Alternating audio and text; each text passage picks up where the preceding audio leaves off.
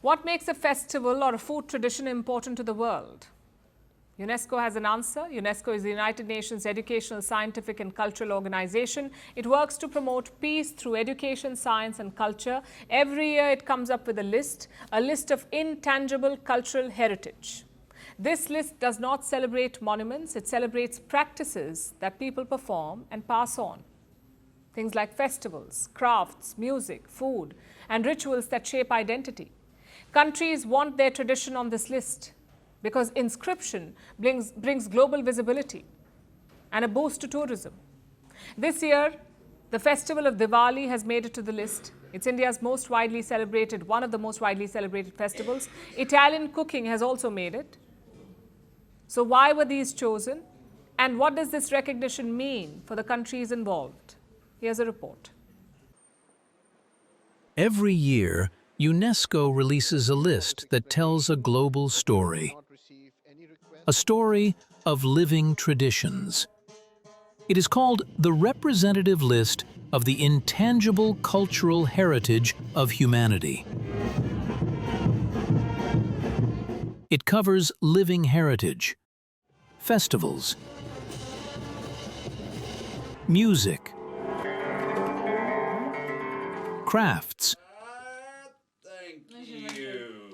rituals, and skills that communities teach from one generation to the next. Countries compete to be on this list because inscription brings visibility.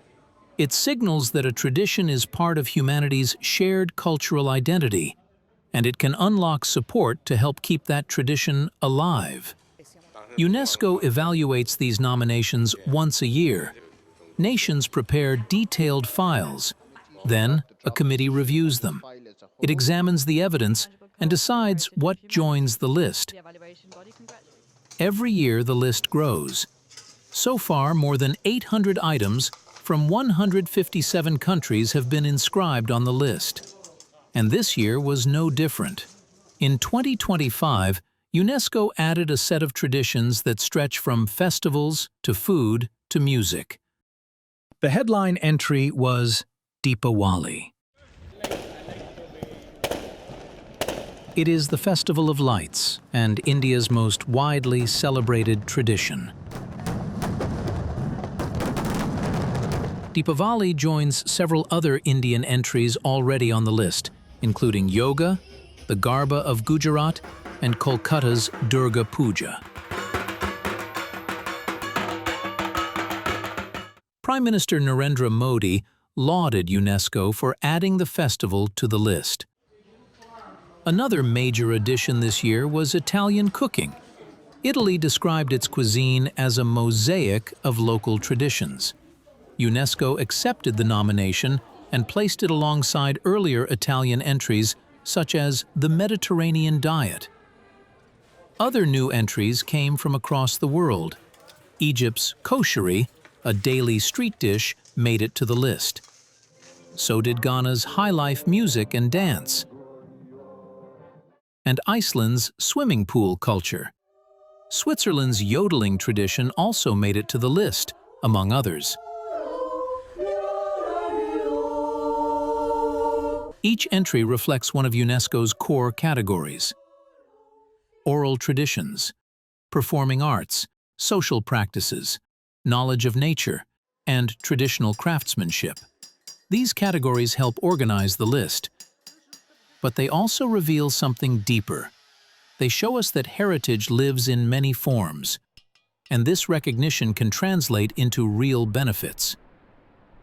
It can strengthen community pride, encourage governments to invest in safeguarding the culture, and most importantly, draw international attention that influences tourism. Take Italy, for instance.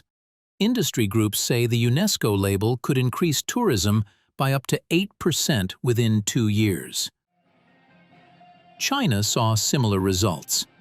After the Spring Festival was added to the list in 2024, the country reported a sharp rise in inbound tourism during 2025's celebrations. But it is worth noting that there is no direct prize or financial award linked to the list. However, UNESCO operates an Intangible Cultural Heritage Fund. Countries can request assistance for documentation, training, and safeguarding. And that is the purpose of the list: to recognize traditions that shape communities, to support the people who keep them alive, and to remind the world that heritage is not only what we build, it is what we practice, remember, and choose to pass on. I was born into revolution. I inherited power like a crown. What I delivered was isolation. I built a personality cult that touched every home. Millions suffered hunger under my rule, but no one dared to speak. I ruled from palaces. My people queued for rice. I called myself the dear leader. History calls me something else, the dictator. Who am I?